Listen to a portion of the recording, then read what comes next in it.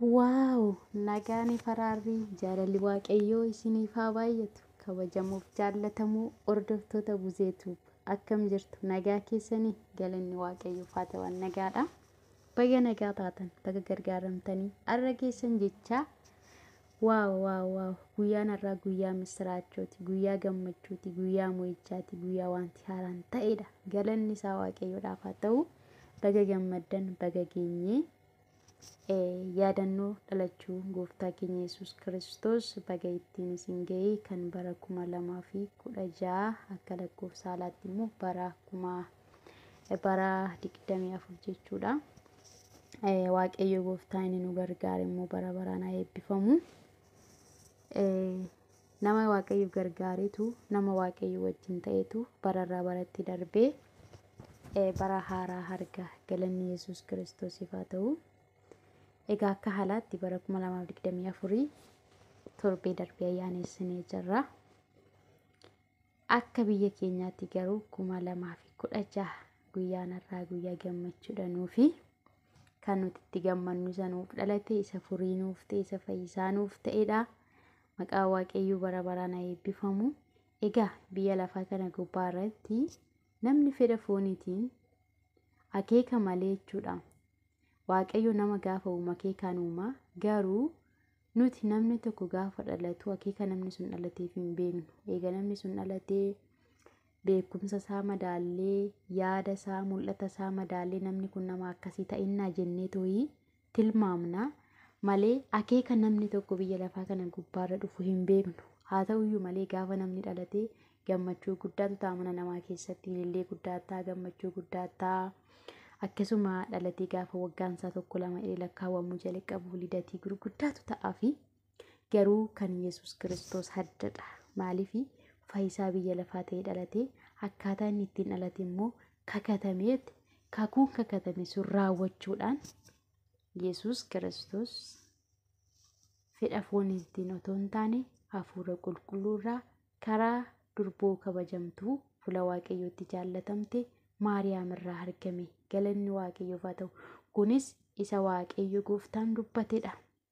Kakuu waaqayyo dubbatee raawwate keessaa dhalachuun Yesuus isa tokkodha. Yesuus eeyurra dhalate gaafa jennu Maariyaam irra dhalate garuu akkaataa inni ittiin dhalate fedha foonii akka koof keessanii kanaan otoo hin taane hafuura qulqulluudhaan. Eenyuuf dhalate gaafa jennu anaaf siniif fayyisaa ta'uudhaaf dhalate. Maqaa waaqayyoo bara baraan haa eebbifamu.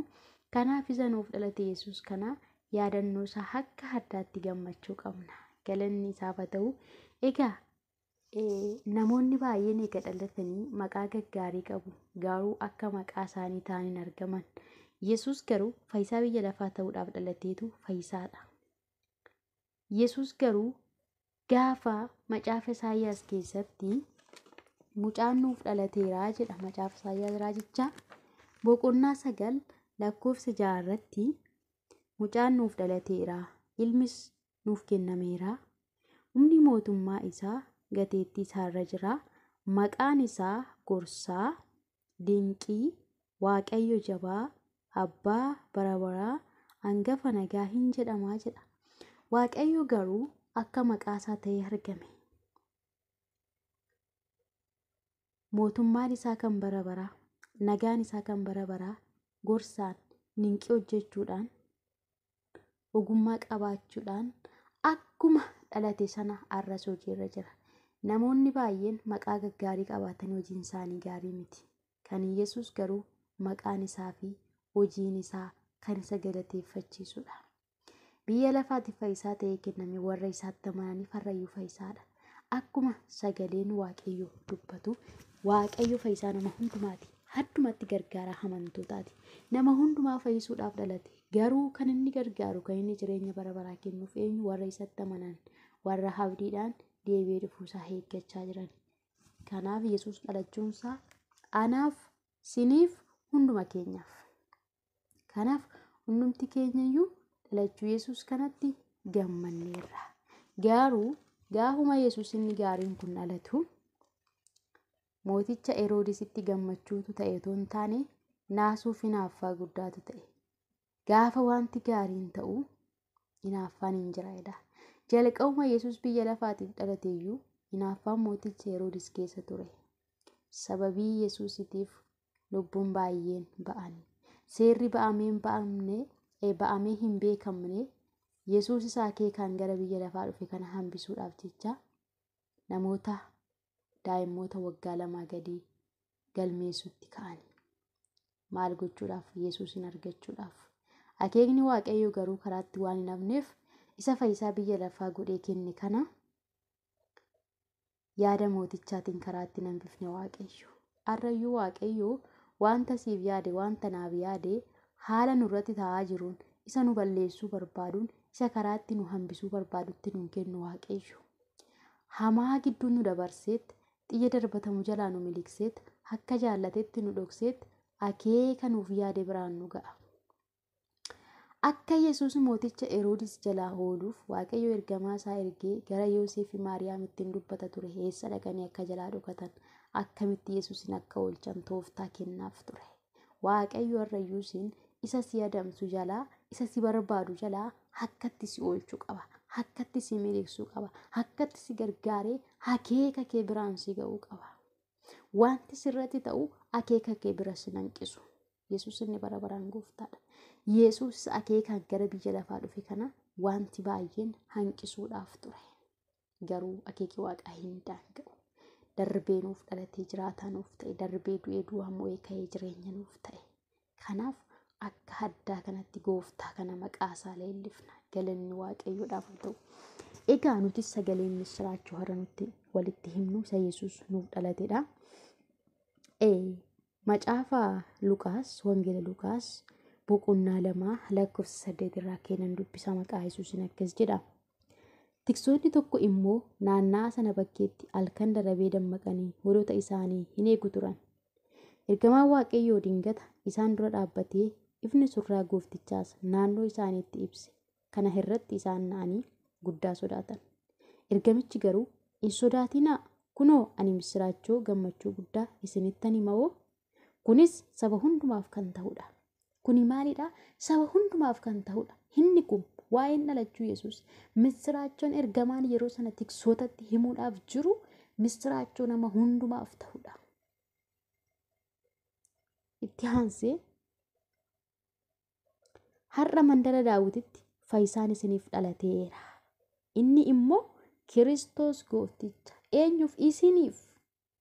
Fayyisaan isiniif dhalateera jedheetu ergamaan sagalee misiraachoo kana tiksootatti hime. Har'a sagalee misiraachoo aniif si walitti himnu fayyisaan siif dhalateera. Fayyisaan nuuf dhalateera. Aleluuyaa. Fayyisaan nuuf dhalateera. Innis Yesuus Kiristoos. Isa fayyina nuuf ta'e, isa ulfina nuuf ta'e, isa sibboo nuuf ta'e. Jabaa abbaa bara baraa hangafa nagaa isatu nuuf dhalate. Dhalachuunsaa addadha. Maqaan isaa bara baraan eebbifamu.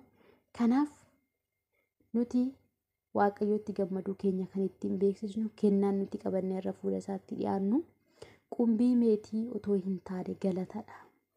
Kan Waaqayyo naaf isinirraa barbaadu meetii warqii otoo hin taane galata afaan keenyaadha waan ta'eef lafa jirtanitti, mana jirtanitti akka hafuurri qulqulluun isin gargaaretti yaadannoo kanarratti gooftaa galateeffadha. Ilaame amma biyyoota alaa jirru kana keessatti ayyaana Kirismasii kanarratti kennaa waliif kennu. Fakkeenyi isaanii maal ibsuudhaaf yoo jettanii isa gaafa Yesuus dhalatu namoonni qumbii fi meetii kennaa 3 kennaniif sana kennaa waliif kennu.